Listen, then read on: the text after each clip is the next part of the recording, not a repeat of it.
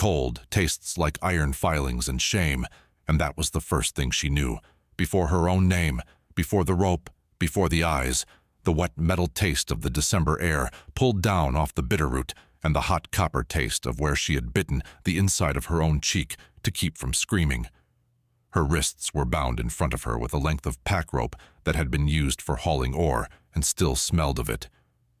300 miles of mountain at her back, one rotting mining camp at her front, and not one living soul in the whole snow-bitten width of the territory who would lift a hand for her. She stood on an upturned ore crate in the mud of the only street, a girl being sold the way they sold a mule or a load of green firewood, and she had decided somewhere in the last hour that she would bite the first man who put his hands on her and let them beat her to death for it. Then the crowd at the back came apart like ice breaking, and a shadow taller than the others moved through it, smelling of wet bear hide and pine pitch and cold iron, and a voice that had not been used in a long while scraped against the silence. "I'll pay it. Then I'll burn the paper." The camp was called Carbonate, and it was less a town than an open wound somebody had carved into the side of the mountain and never let heal. One street, if you could call a stripe of frozen ruts a street, ran between two rows of false front buildings that had gone the color of old teeth. A saloon, another saloon, a mercantile with miners' supply and provisions painted across the boards in tar, a stamp mill that hammered the air down at the creek, and at the head of the street, where the snow had been churned to brown soup by 100 boots, the auction block. The silver had been good here for 6 years and was going thin now, and that had made the men meaner, the way a dog gets when the bone is nearly gnawed through. It was the 3rd week of December in 1871, and the first real storm of the winter sat black and waiting up on the high peaks, and into that camp on that morning they had brought a girl to settle a dead man's debt. Her name was Hannah Rourke. She was 20 years old, though the last 4 months had put 10 years into her eyes, and she had come west the spring before with her father, who had believed the silver stories the way a drowning man believes a floating plank. Eli Rourke had been a bookkeeper in Ohio, a soft-handed, careful man who could make a ledger balance to the penny and could not, it turned out, tell an honest claim from a salted one. He had spent everything they had on a worthless hole in the ground, borrowed against it from the man who owned the camp, taken sick with the lung fever in November, and died in the back of the mercantile owing $215 to a man named Silas Pruitt. And the law in Carbonate was whatever Silas Pruitt said it was. Hannah had a younger sister. Her name was Cassie. She was 11 years old, and she stood now at the foot of the auction block, clutching a carpet bag that held everything the two of them owned in the world: a Bible, their mother's wedding ring sewn into the hem of a petticoat, a tin of buttons, and a wooden horse their father had whittled for Cassie when she was small. Cassie did not cry. She had stopped crying somewhere back in November, and had gone instead to a flat white watchfulness that frightened Hannah more than tears would have. The child watched the men's faces the way a rabbit watches a hawk, and her small hands never stopped working at the worn handle of the carpet bag, twisting and twisting the leather. Silas Pruitt ran the auction himself because he enjoyed it.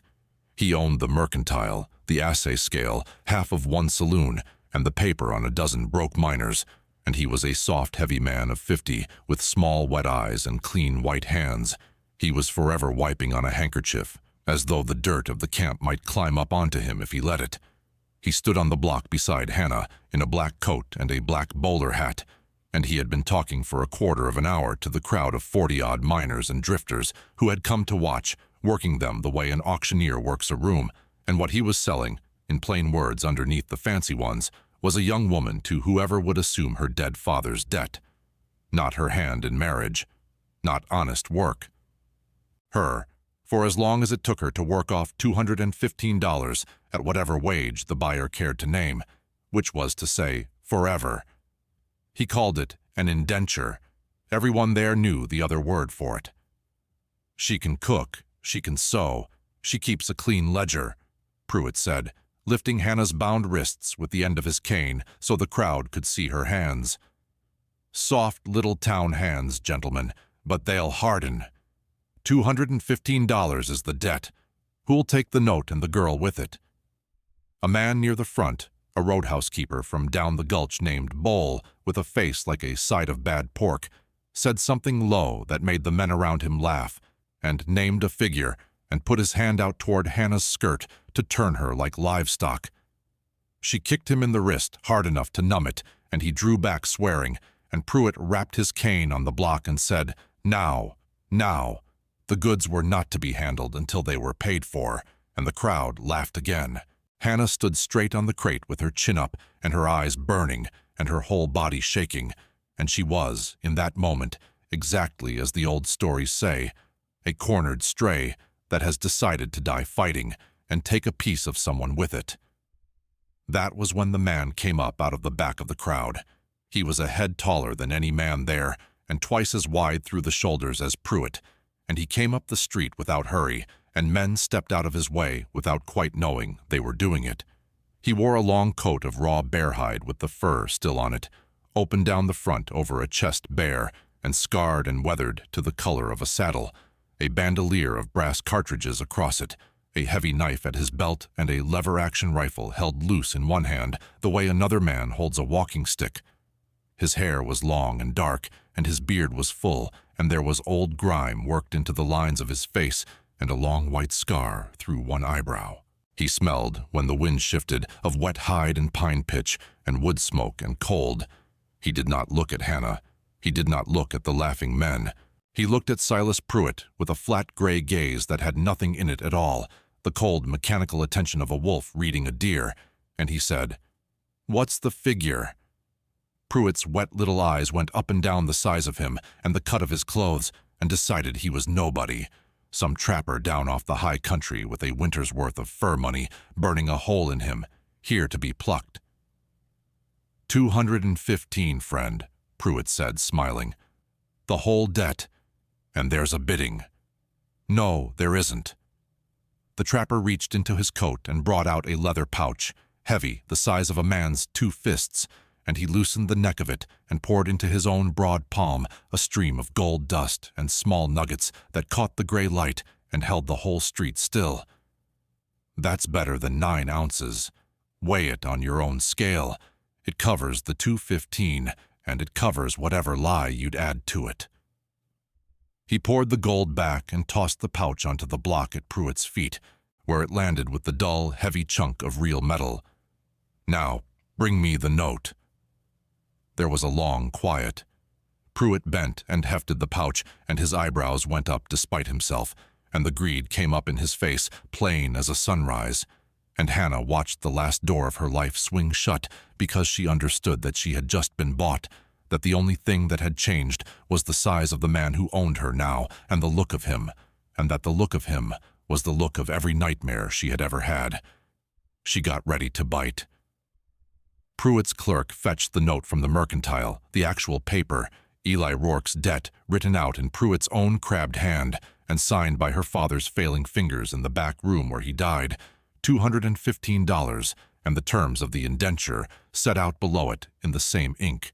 Pruitt held it out with the small ceremony he gave to everything, and the trapper took it in 2 fingers, and the whole camp leaned in to watch the new owner pocket his property. He did not pocket it. He held the paper up where every man on that street could see it, and he read it once, his lips moving slightly the way an unlettered man reads or a man who wants to be sure, and then he tore it in half. He tore the halves into quarters. He tore the quarters into pieces too small to read, and he opened his hand and let the December wind take them down the muddy street, and 40 men watched a small white storm of a dead man's debt blow away between the saloons and catch in the frozen ruts and stick there in the brown ice. "It's paid," he said to Pruitt in the flat-scraped voice. "There's no note, there's no indenture, there's no debt, and there's no girl that belongs to anybody." He turned for the first time and looked at Hannah, and his eyes when they touched her were not the eyes she had braced for. They slid off her quickly, almost like shame, the way a man looks away from something he has no right to look at. "You're free," he said to her, low, just for her. "You were already free. They just hadn't told you. You can go where you want." Then he looked at the child gripping the carpet bag, and something moved far back behind the flat gray, and he said, even lower, Both of you." And then he turned and walked away up the street toward the Timberline, north, toward the mountain and the coming storm, and he did not look back to see if she followed, and he did not say another word. Hannah Rourke stood on the ore crate in the mud with her wrists still bound and could not make her body move. Silas Pruitt was staring after the trapper with the heavy pouch of gold in his soft hands and an expression on his face that was not gratitude. The roadhouse man, Bull, was staring too, and so were the 40 miners, and Hannah understood with the cold, clear part of her mind that had not stopped working all morning that nothing here was safe, that a debt torn up was not the same as a debt forgotten in a camp where the silver was running thin, and a young woman was the most valuable thing for 50 miles, and that the only thing on the whole mountain that had behaved as if she were a person and not a price was already 100 yards up the street and walking away from her. She got down off the crate. She worked the oar rope off her wrists with her teeth and her aching fingers. She took Cassie's hand, and she took the carpet bag, and she ran after the man made of bear hide and silence, because between a known wolf and an unknown one, she would take the wolf who tore up the paper. The climb nearly killed them both. The trapper's cabin, it turned out, was not in the camp or near it. It was 4,000 feet up the pass, a full day's hard climb above Carbonate on a trail that was barely a trail, switching back and forth up the side of the mountain through black timber where the snow already lay knee-deep in the shadows. He set a pace a strong man would have struggled with and never once offered to slow it, and Hannah, in her thin town boots and her wool dress already soaked to the knee, made herself match it out of pure stubborn pride, half carrying Cassie over the worst of the drifts until her lungs burned and the light began to fail and she could no longer feel her feet. She would not ask him to stop. She would have died before she asked him for anything. He seemed to know it, and somewhere in the last grim mile, without a word, he simply took the carpet bag out of her frozen hand and slung it over his own shoulder. And then he took off his great bear-hide coat, the only warm thing any of them had, and dropped it around the two girls together and walked the rest of the way up the mountain in the falling snow, in nothing but the cold, his bare scarred back to the wind, and said nothing about it at all. The cabin sat against a cliff face that rose sheer behind it into the cloud, so that the rock itself was the fourth wall and the back of the chimney, and the place was set so cunningly into the lee of the stone that the wind that screamed across the pass broke over it and went by.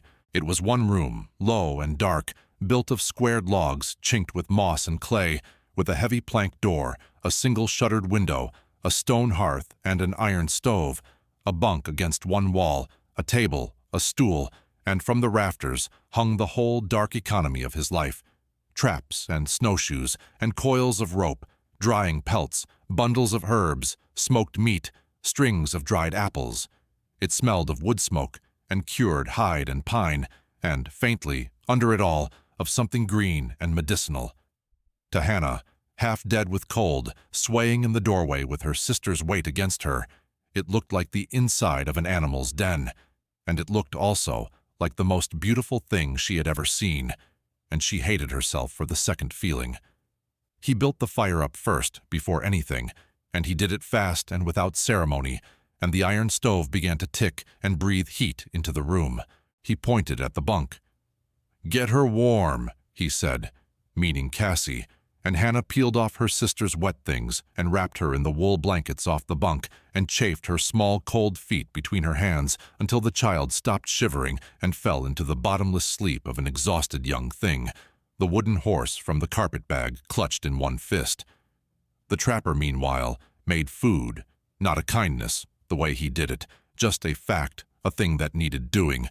Venison and beans and biscuit out of a Dutch oven, and he set a steaming plate down in front of Hannah on the table and did not watch her eat it, which she was grateful for, because she ate like the starving animal she had become, and she did not want to be seen doing it. When she was warm and fed and the shaking had finally gone out of her, the fear came back, because there was only one bunk and one room and one door, and he was a stranger the size of a barn, and she had spent 4 months learning exactly what men in this country wanted from a girl with no one to protect her. She set her back against the log wall and got her father's old folding knife open in her sleeve, where she had hidden it that morning, the small dull blade against her wrist, and she watched him, ready. He saw her do it. He saw the line of her shoulders and the hand up the sleeve and the white set of her face, and he understood all of it in a glance, and what he did then was the second thing that began, against all her will, to take the knife out of her hand. He took down a bearskin from the rafters and a single blanket, and he opened the heavy door onto the howling black cold of the mountain, and he stopped on the threshold and spoke without turning around. "There's a lean-to off the barn for the goat. I'll be in it. The bar for the door's there." He nodded at a heavy length of timber leaning by the jamb. "Drop it behind me. Don't open it for anything till light."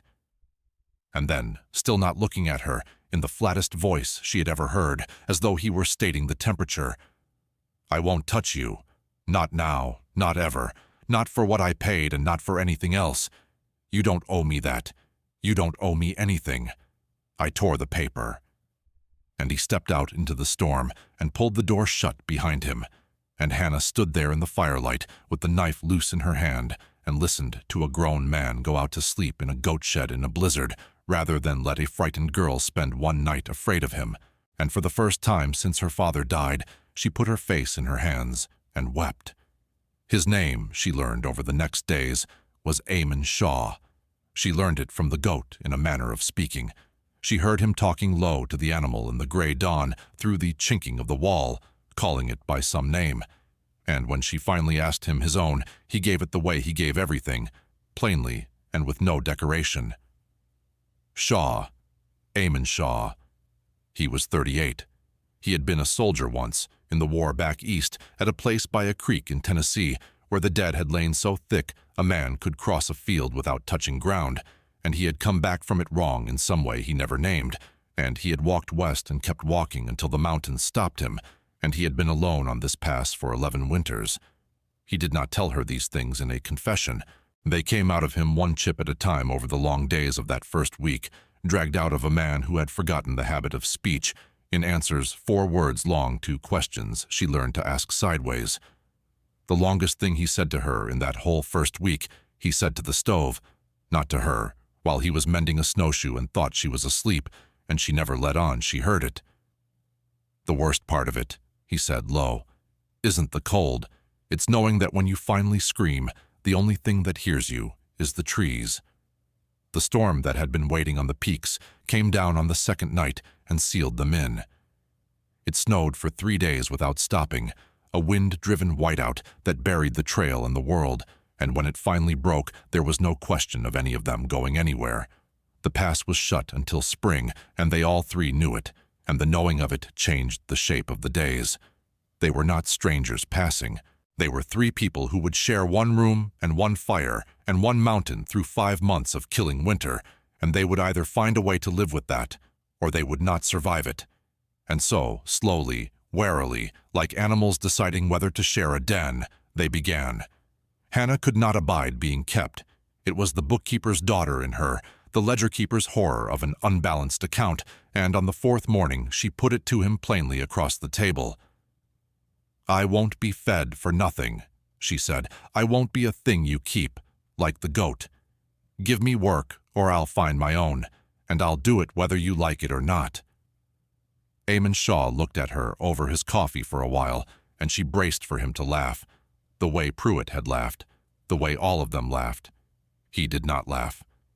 He set down the cup and said, "All right." And he began, that morning, to teach a soft-handed town girl how to stay alive on the roof of the world.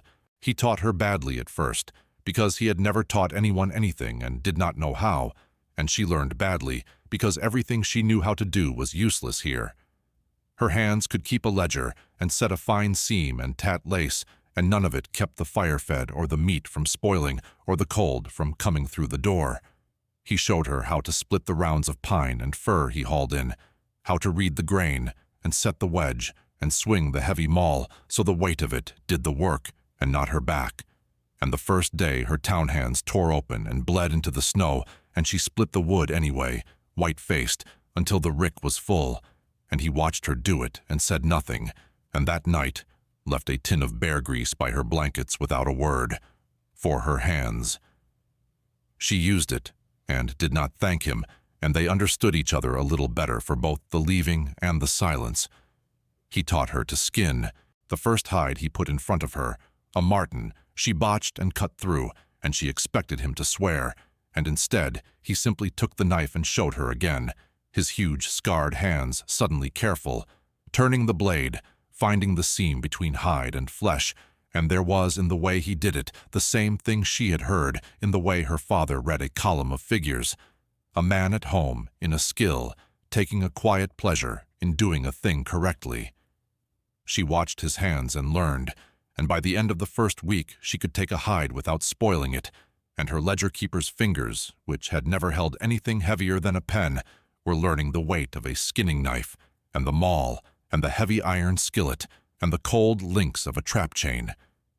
Her hands cracked and bled and calloused, and stopped being a town girl's hands, and some part of her that she did not examine too closely was fiercely, secretly glad of it. Cassie, too, he put to work, and Hannah loved him for it before she would admit to loving him for anything, because the child had been fading, going flatter and quieter by the day in the way that frightened Hannah most, and idleness was killing her by inches. Eamon Shaw, who clearly had no notion of what to do with an 11-year-old girl, treated her the only way he knew how to treat anyone, which was to assume she was capable, and he gave her real work and expected it done. He taught Cassie to tend the goat and the small flock of hens kept in a sod hutch against the cabin wall, to gather and split kindling small, to set and check the line of snares for snowshoe hare close to the cabin, and, when he found she had a quick, neat hand, to help skin and to stretch the small hides on willow hoops. The child, given things to do that mattered, given a place where her smallness was not a burden, but simply a size suited to certain tasks, began to come back to herself. She named the goat Reverend because it had a long, solemn face, and the first time Hannah heard her sister laugh again, at some goat-related indignity in the dawn, she had to turn her own face to the wall. On the 8th day the tension snapped, the way it had to. It was a small thing on its face. Hannah had rendered a kettle of tallow and was proud of it, the first thing she had made entirely on her own that the cabin needed, and in carrying the hot kettle she slipped on the icy threshold, and the whole of it went into the snow. A winter's worth of fat and a day's hard work lost in a moment, and she stood looking at the steam coming up off the ruined snow, and something in her simply broke. She turned on Eamon Shaw, who had come to the door at the noise, and all 4 months of it came out of her at once. All the rage she had been swallowing since Ohio, since her father coughed himself empty in the back of the mercantile, since they put her on the crate in the mud. She screamed at him that she had not asked to be bought, that she did not want his charity, or his cabin, or his pity, that she would rather have died in the camp than be kept like a pet by a man who looked at her like she was something he had stepped in, that he should have left her on the block, that he should have left her father's debt alone, that everyone she had ever loved was dead or selling her, and she was tired. She was so tired, and she hated him. She hated all of them. She hated the whole murdering mountain. And she ran out of words and stood in the cold shaking, waiting for him to strike her, because that was what men did when you screamed at them. Eamon Shaw did not strike her.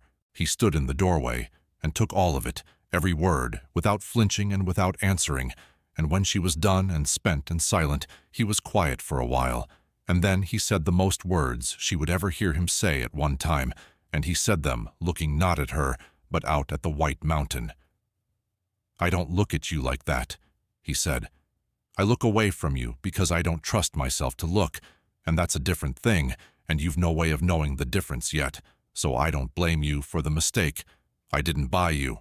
I paid a man to make him let go of a thing he had no right to hold, and then I tore it up so he couldn't say he'd lent it. You don't owe me tallow. You don't owe me work. Stop trying to pay me back." His jaw worked.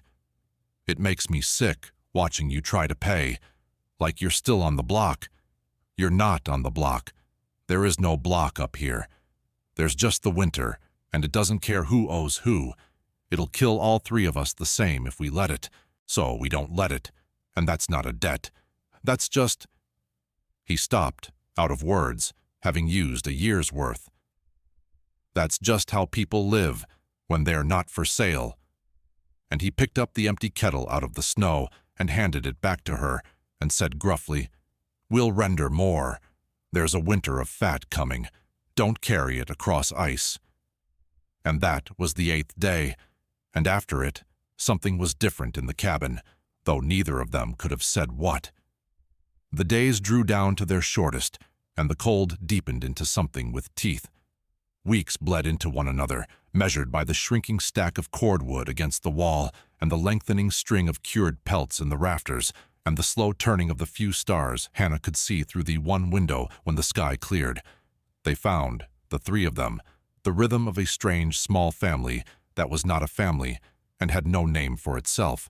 Eamon ran his trapline out across the high country in the brutal mornings and came back at dusk crusted with ice and silent, and Hannah learned to have the fire built up and the food hot and the kettle on, not to pay him, she told herself, but because the work needed doing, and she was the one in the cabin to do it.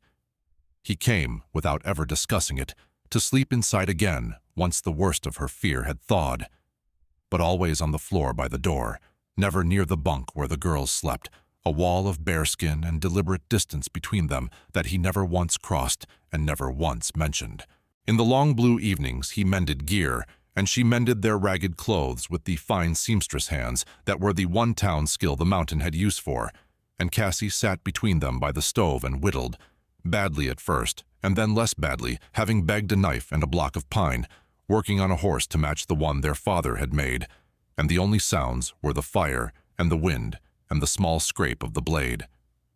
Hannah began to watch Eamon Shaw when he was not looking, and to catalog him the way she had once catalogued figures in a ledger, and the account would not balance the way she had first written it. She had marked him down on the auction block as a monster who had bought her, and the entries since then all came in on the other side. A monster did not sleep in a goat shed in a blizzard to spare a girl fear. A monster did not give up his only coat on the climb and walk barebacked through snow. A monster did not leave bear grease for a stranger's bleeding hands, or teach a fading child to tend a goat, or stand still and take the worst a person could scream at him and answer it with the truth. She caught herself noticing the careful way his huge hands gentled a frightened, snared hare before he killed it clean and fast, the way he always gave Cassie the choicest cut without comment, the way he had of going utterly still and watchful when the wind changed, like an animal that had learned the world was dangerous and had decided to survive it anyway. She noticed the grief in him too, the great buried weight of it, and one evening she found the edge of it, a small grave behind the cabin, snow-covered, marked with a single flat stone that she came on while gathering the buried wood, and she never asked him whose it was, and he never told her. But after that she understood the dread that lived under his silence, the thing he had said to the stove about screaming and the trees, and she stopped without deciding to, being afraid of him, and started without deciding to, being afraid for him. The turn came at the deepest point of the winter, and it came, as such things do on that mountain, as a matter of life and death and not of feeling. Cassie took sick. It came on fast, the way it does in children, a flush and a heat, and then a high singing fever that by the second night had the child wild and burning, her skin scorching to the touch, her breath gone fast and shallow and rattling, talking to their dead father in the close hot dark of the cabin as if he were standing by the bunk. Hannah had seen this. She had watched her father go down the same road from a fever that filled the lungs in the back of Pruitt's mercantile, with no one to help and nothing to do, and she had held his hand while he drowned in himself. And now she sat with her burning little sister in her arms and felt the same black helplessness come up her throat, the certainty that the mountain was going to take the last person she had in the world, and there was nothing that her useless ledger-keeping hands could do about it. Eamon Shaw did not have black helplessness. Eamon Shaw had 11 winters of staying alive alone, 4,000 feet up a mountain where the only doctor was whatever you knew, and when he understood what was happening, he moved with the cold, fast certainty Hannah had seen in him only once before, on the auction block, the look of a man who has stopped feeling in order to act. He felt the child's forehead and listened with his ear to her rattling chest and named it without panic. Mountain fever gone into the lungs, the same that took your father, he said, because he would not lie to her, and Hannah's face went white, and then he said the thing that saved her from the black water. "But it doesn't always win. Not if we work. Now do exactly what I tell you, and don't stop." What followed was the longest night of Hannah Rourke's life, and the most important, and years afterward, when she was an old woman, it was the night she would point to as the one where everything turned. He built the fire roaring and set every kettle and pot he owned to boil. He took down from the rafters the bundles of green-gray leaves she had smelled that first night, eucalyptus he had traded a winter's marten for, off a man who'd brought the seedlings up from California and could not make them live. The dried leaves worth more to him than the fir and willow bark and the pale yarrow. He built a tent of every blanket and hide in the cabin over the bunk, close around the sick child, and he set the boiling kettles inside it with the crushed eucalyptus thrown in, so the small space filled with hot, wet, pungent steam, and he showed Hannah how to keep it going, how to keep the air thick and warm and medicined, so the child's clogged lungs could loosen and pull breath. He steeped the willow bark and the yarrow into a bitter tea and showed Hannah how to get it down the half-conscious child, a spoonful at a time, between the coughing, to break the heat. And then he showed her the last thing, the thing the channel of her memory would always come back to. When the fever spiked so high in the blackest hour before dawn that the child began to convulse and her lips went blue, and the steam was not enough, Eamon Shaw lay down on the bunk and took the burning, shaking child against the bare warmth of his own scarred chest, under the furs, and held her there, sharing the great furnace heat of his big body with her small, failing one, his arms around her and his rough voice going low and steady and endless in her ear. Not prayers. He had no prayers, but the names of things, the names of the high country, the creeks and the peaks and the trails, a litany of the mountain murmured into a child's hair to hold her in the world. And Hannah lay down on the other side and put her arms around them both, the three of them tangled together in the furs and the steam and the firelight against the killing cold. And that was the first time she touched him, and it was not what she had braced for all those weeks. It was only warmth and safety and the animal comfort of bodies keeping each other alive. And somewhere in that long, terrible, beautiful night, holding her sister between them, Hannah Rourke stopped being afraid of being seen. The fever broke at dawn. Cassie came up out of it, gray and hollow and soaked and alive, her breath suddenly easing, the rattle loosening, the killing heat pouring off her in sweat, and she opened her eyes and saw the two of them bent over her and said, in a small, cross, ordinary voice, that she was thirsty and that Reverend the goat needed milking, and why was everyone crying? And Hannah laughed and sobbed at once, and Eamon Shaw, who had not slept in 2 days, sat back against the cold log wall and closed his eyes and let out a breath that seemed to come up from the bottom of 11 winters. Hannah looked at him then, this enormous, frightening, gentle ruin of a man who had reached into the black water and pulled her sister back out of it with his bare hands, and a tent of stolen steam, and the last of the ledger balanced, and the number at the bottom of it was not a debt and was not a price. It was a thing she had no practice naming, and she did not try to name it yet, but she knew it was there, and she knew it was hers. And she knew, watching him breathe with his eyes shut and the dawn coming gray through the shutter, that she did not want to go to San Francisco. After the fever, the cabin was a different country. The wall of careful distance Eamon kept was still there, because he would not be the one to cross it, would never be the one, having decided long ago in some private court of his own that a man who pays for a woman forfeits forever the right to want her, no matter how he tore the paper. But Hannah had stopped being a frightened thing he was protecting and become, somewhere in the steam and the firelight, a partner in the work of staying alive. They moved around the one room now in an easy choreography, anticipating each other, her hand reaching for the kettle as he reached for the wood. Two people who had nursed a child through a night of dying together and come out the far side, knowing things about each other that no courtship could have taught. She mended his torn coat with stitches so fine and strong he turned it over in his hands and looked at it a long time and almost smiled. He started, gruffly, to teach her the things he had only been doing near her before, to read the sky for weather, to read the snow for what had crossed it, to shoot. He put the lever-action rifle in her hands one bright cold afternoon and stood behind her, not touching, his arms a careful distance from hers, and taught her to load it and sight it and breathe through the shot, and she put a ball through a knot on a stump at 40 yards on the third try, and the kick bruised her shoulder black, and she grinned at him over the smoking barrel with a fierce, wild joy she had not felt since she was a child. And he looked at her, grinning, and looked quickly away, the way he always did, and she saw, this time, exactly what the looking away was, and she was glad of it. And she let him keep his careful distance, because she understood now that the distance was the truest thing he had to give her. Proof, every hour of every day, that she was free. She pieced him together, in the long evenings, from the scars and the silences and the few hard chips of speech. The war had broken something in him, and the wilderness had let him carry it somewhere it could hurt no one but himself. The small grave behind the cabin she came to understand the shape of, though never the details. A woman, years back, and a child, a winter, a fever like this one, and no eucalyptus that year, and no one to hold the steam, and a man who had failed to save them and been failing to forgive himself ever since.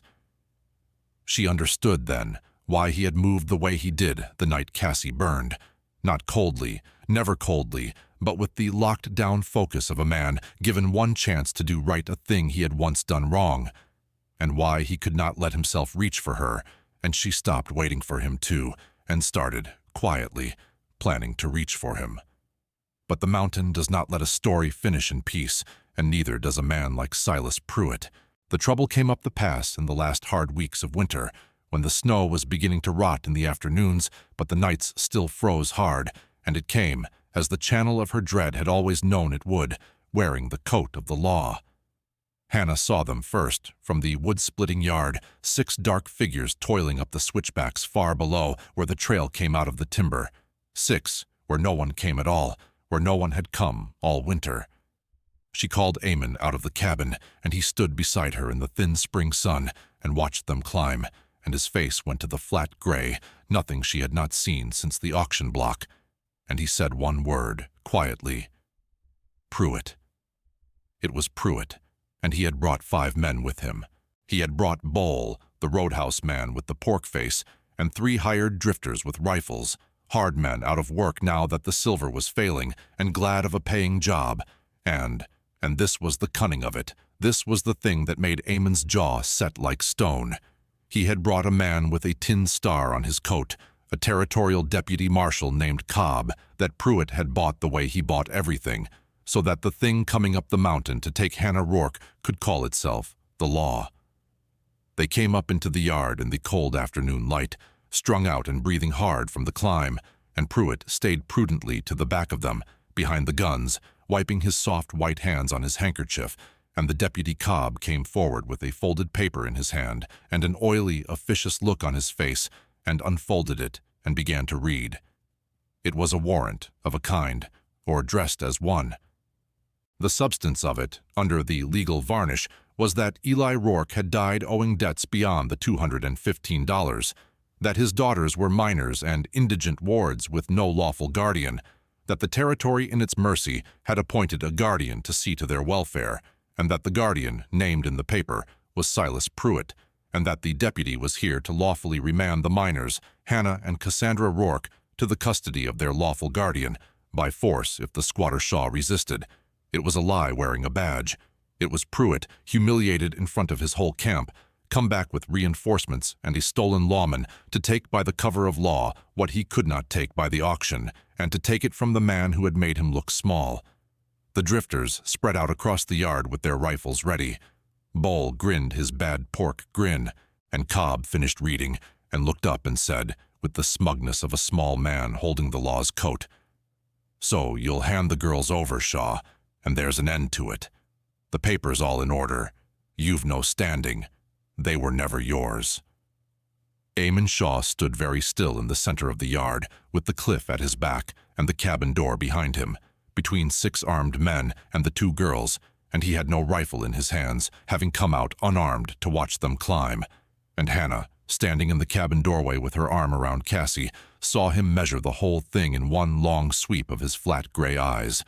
6 men, 3 rifles, the open ground, the distance to the door, and she saw him understand that he could not win it standing there in the open and talking, and she saw him decide, in the space of a breath, to do the only thing that was left, which was to make himself the whole of the fight, to draw all 6 guns onto his own body and away from the door, and buy with his life the only thing he had left to give her, which was time to run.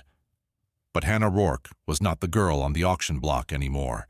While the deputy had been reading his lying paper, while every eye in the yard was on the big silent man in the center of it, Hannah had stepped back into the dark of the cabin, and she had taken the lever-action rifle down off the pegs over the door, and she had loaded it the way Eamon had taught her, calm and unhurried, breathing through it, her hands not shaking. Her hands were not shaking at all. And now she stepped back out into the doorway, with the rifle up, and her cheek against the cold stock, and the front sight settled on the center of Silas Pruitt's soft chest where he sheltered behind his hired guns, and she said, in a voice that carried clear and steady across the frozen yard, "The first ball is for Pruitt, not the drifters, not the law, him. Whatever else happens here, he doesn't go back down the mountain. So go on and start it, and watch him die first." The yard went dead still. The drifters, who had been hired to muscle a girl away from a hermit, found themselves looking down a steady rifle barrel held by someone who plainly meant it, and behind them their paymaster made a small choked sound and tried to get further behind them. And a hired man does the arithmetic differently when the person he is being paid to threaten is aiming past him at the person paying. And in that frozen half-second of doubt, while every eye snapped to the girl in the doorway, Eamon Shaw moved. He moved the way she had seen him move at the Snared Hare and on the auction block, with the appalling economy of a man who has done violence and felt nothing doing it. And he was among them before the nearest drifter could bring his rifle around. He took the first man's gun out of his hands and broke his jaw with it in the same motion and dropped him in the snow. He drove the second man back against the woodpile with a blow that folded him up and left him retching. The third got off a wild shot that went nowhere, and then Eamon was on him, and that was the end of him too. 3 hardened men down in the time it takes to tell it.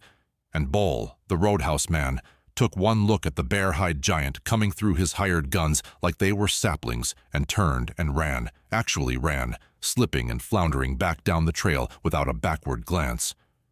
The deputy Cobb fumbled for the pistol on his hip, and Hannah swung the rifle off Pruitt and put a ball into the snow an inch from Cobb's boot, and he froze with his hand on the gun and decided, wisely, to keep it where it was.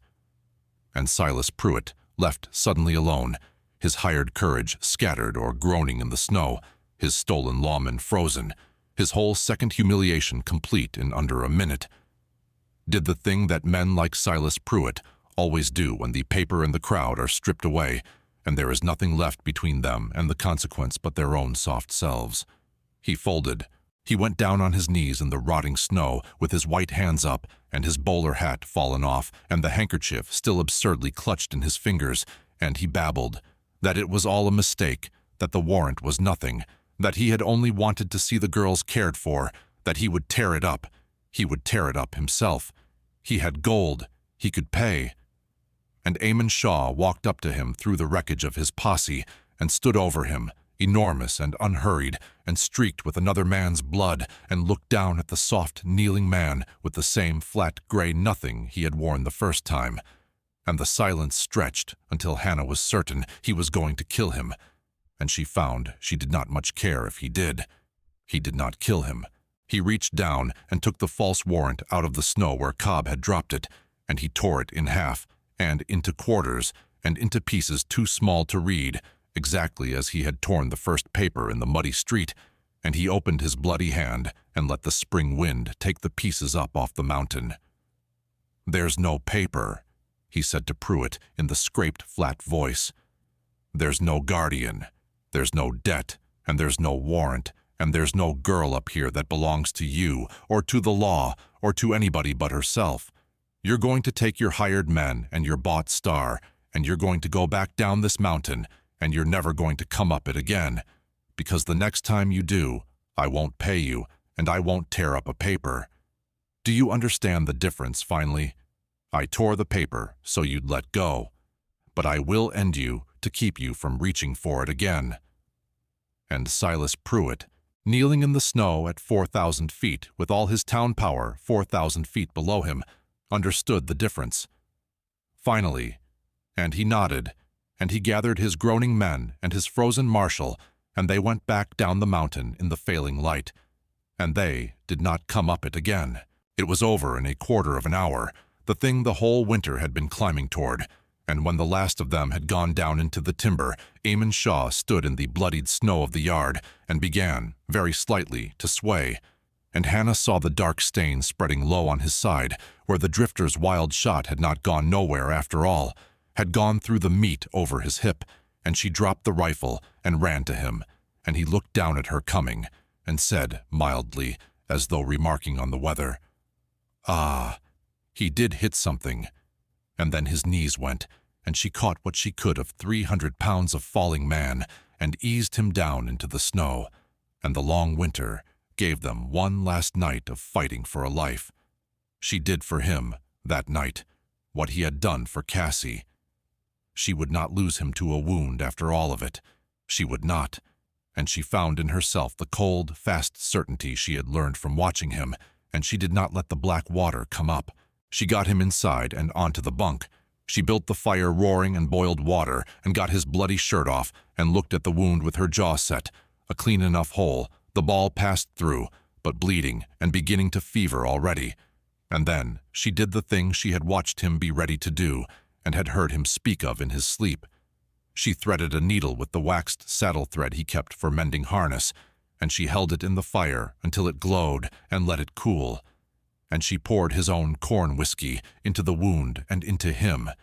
And she sewed him up, her fine seamstress hands that had set 1,000 delicate seams, now setting the hardest seam of her life, small and even and strong through the torn flesh of a man's side, while he lay rigid and white and silent, and let her, trusting her, his eyes on her face the whole time. She made the willow bark and yarrow tea and got it into him.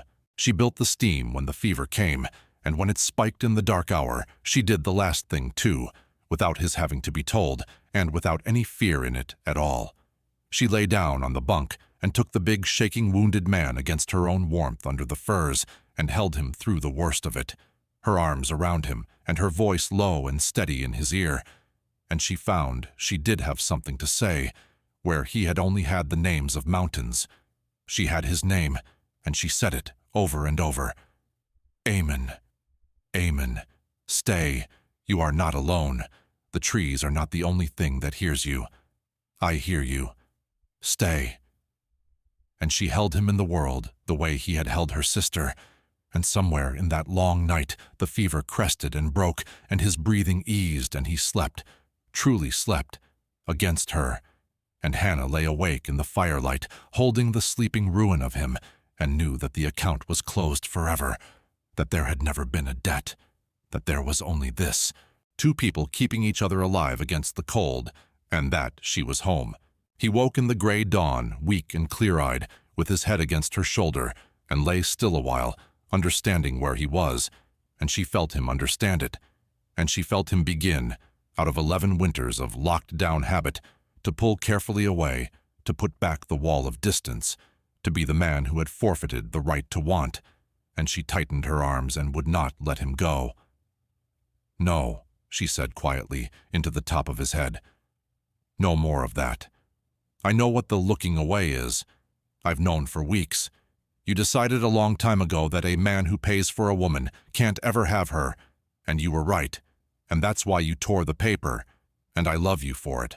I think I have loved you for it since the snow on the trail, but you tore the paper, Eamon. There's no debt. There's no buying. There's just me, telling you, freely with nobody's hand on me, and nowhere I'd rather be, that I am staying on this mountain, and that I am yours if you'll have me, not because you paid, but because I chose it, and there is not one thing on this earth you can do about it." And Eamon Shaw, who had not wept in 11 winters, who had buried everything he ever loved under a flat stone behind the cabin, and walked west until the mountains stopped him, turned his face into her shoulder and shook, and she held him, and outside the first soft sound of the spring thaw began, water moving somewhere under the snow, the mountain letting go its grip. Spring came up the pass, slow, and then, all at once, the way it does.